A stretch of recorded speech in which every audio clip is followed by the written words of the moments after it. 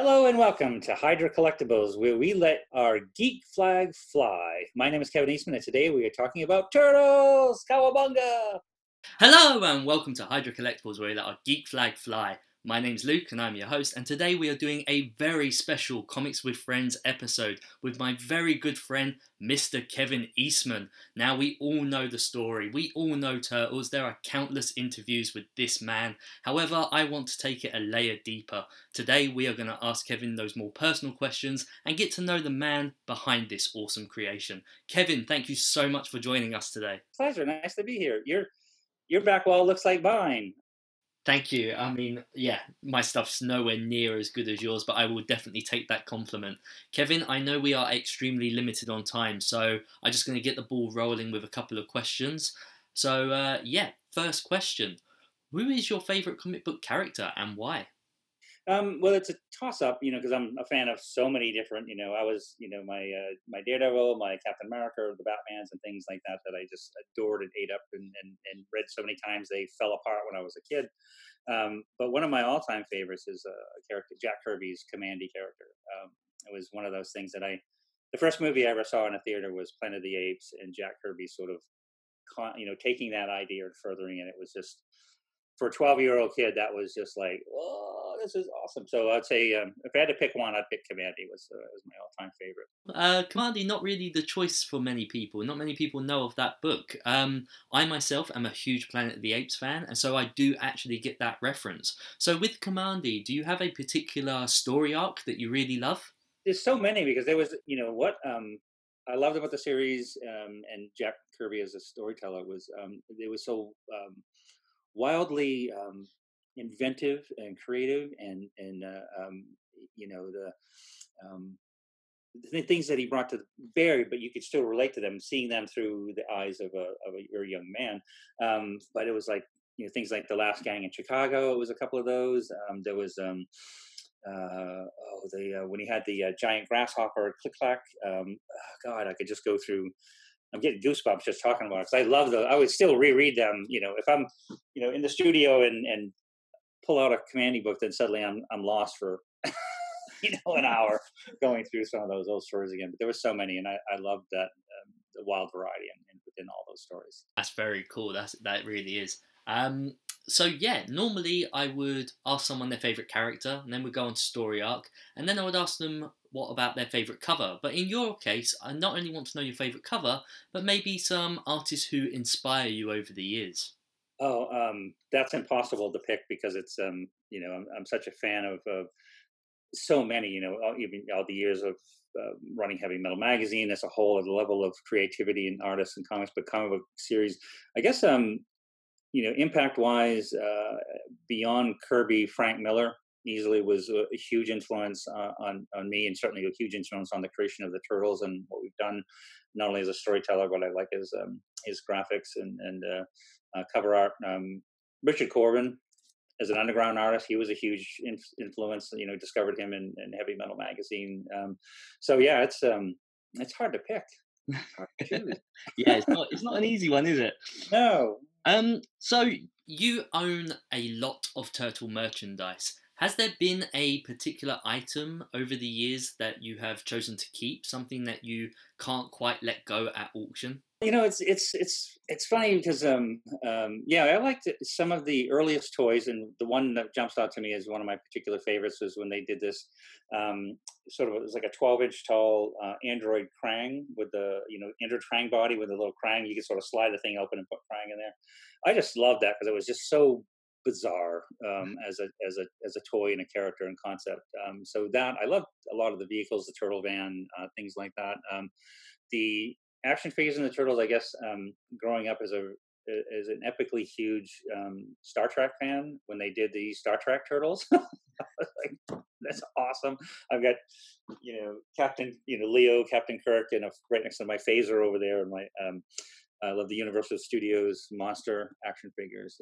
But yeah, it's a few, but there were so many fun ones it'd be hard to choose. But those are the standouts. That's really cool, because that's so nostalgic for me. Like, I remember those figures, I remember those lines, and it's so nice that you, as one of the creators of the Turtles, actually appreciate the toys that brought us all into this amazing franchise. So the next thing that I'd like to talk about is your legacy. You know, are you happy with Turtles being your legacy, or do you have another idea kicking around your head that you would like to put out into the world before you retire? Oh, the Turtles is quite simply the greatest gift I've ever been given, because in every way, shape, and form. And I think that the experience, the fact that I've been able to fulfill a childhood dream of being a cartoonist, becoming, following in the footsteps of Jack Kirby and so many others, so many giants we stand on the shoulders of, and just, I'm 58 years old, and I'm up drawing comic books when I'm, still, I've been doing it for so long. It's just the greatest gift. So the Turtles by far is um, I'm so beyond happy with that legacy.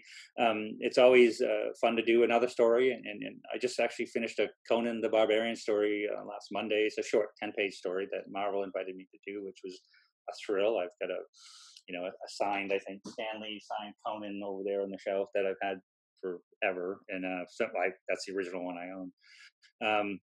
But yeah, no, I'd love to do other things creatively, but always, first and foremost, Turtles still gives me the greatest pleasure. The greatest. It's the greatest adventure. Perfect, thank you. So originally the Turtle comics were in black and white, with only the covers being coloured. And on these covers, the Turtles all wore red bands. They didn't have their bands until the animated cartoon series. Is this red linked to Daredevil? And if so, does that mean that Raphael is your favourite of the four Turtles simply because he kept the red band?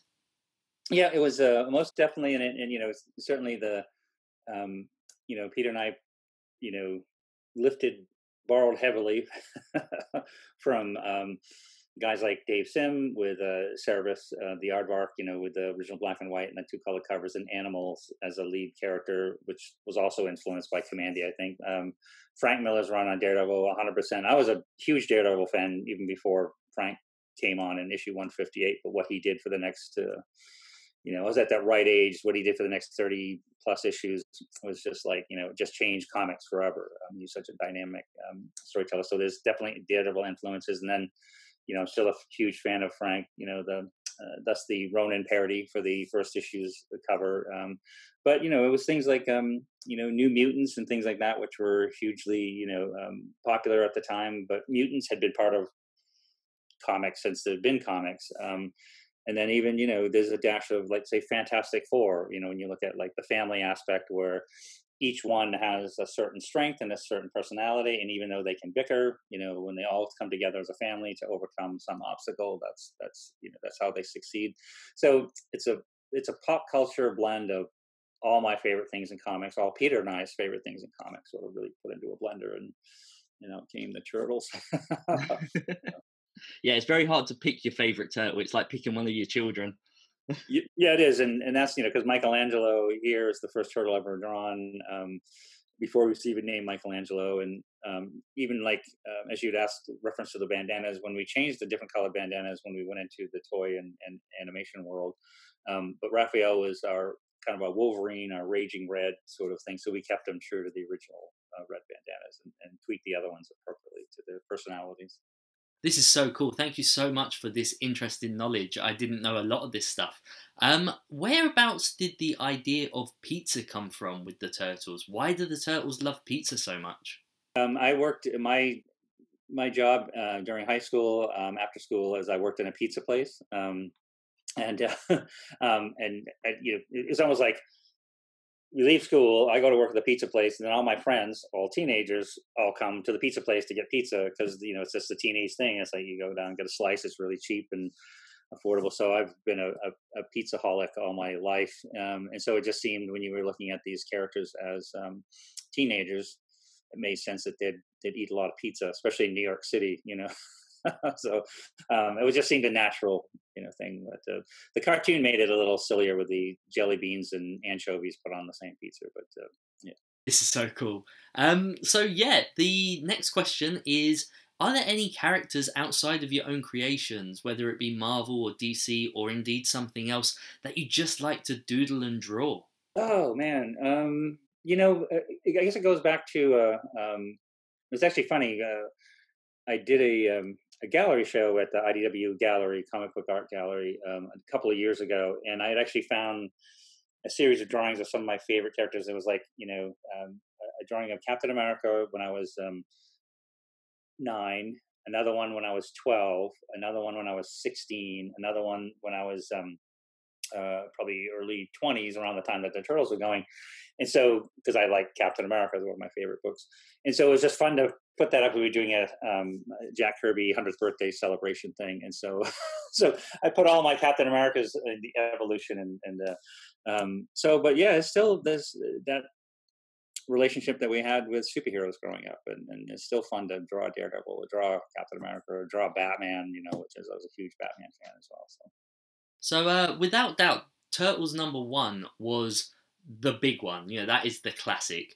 However, is there any other issue within that original run where you feel like it was a big game changer to the franchise? For us, I feel like there were a number of them. I think once we got through right into issue 3, we went straight into this outer space adventure where we got to pay homage and respects to our hero George Lucas and all things Star Wars. So issue 7, when they came back, was a pretty monumental. We also had a colored insert that had a Corbin story in it. Issue 8 was particularly a favorite of mine because it was even a larger issue. It was 45 pages, but it was the Cerebus Turtles crossover, because I was a huge fan of Dave Sim. But I would lean towards so those moments. But I feel like Leonardo 10 and 11, that final arc where we take them out of New York City and sort of have them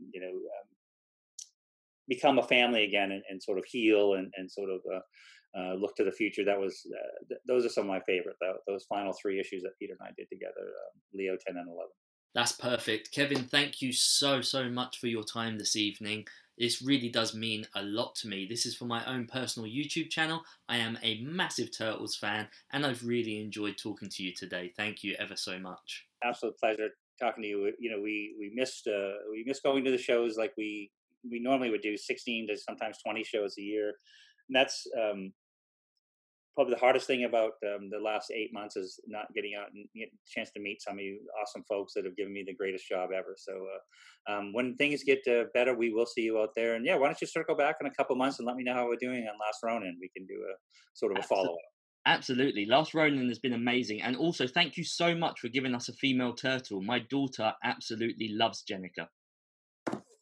Pleasure. That was long overdue, and I'm glad it worked exactly the way it should. And certainly in the IDW 100 issues, I feel strongly that what Tom Walston, I was able to be part of that team, but Tom Walsh really set up a definitive turtle universe, a definitive new turtle universe, and I just adore that series, especially bringing Jenica in at the final. Was just appreciated. So thank you. No, absolutely, it's well deserved. Thank you so much, Kevin, for doing this for me. I really do appreciate it. Thank you. Take care. Bye-bye.